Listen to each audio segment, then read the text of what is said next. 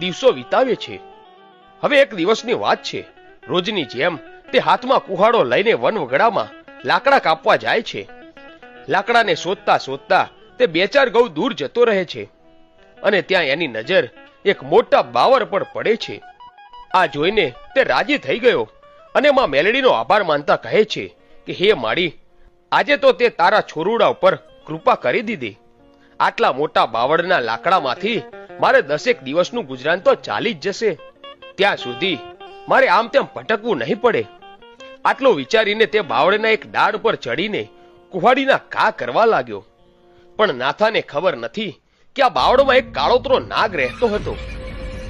ના તો કુહાડીના ઘા બાવળની ડાળ પર કરતો જાય છે, ત્યાં તો બાવળના થડના પોલાણમાંથી એક કાળોતરો નાગ ઉપર ચડે છે અને નાથાના પગના અંગૂઠે ફડાક કરતો ફેણ ચડાવીને ડંખ મારે છે.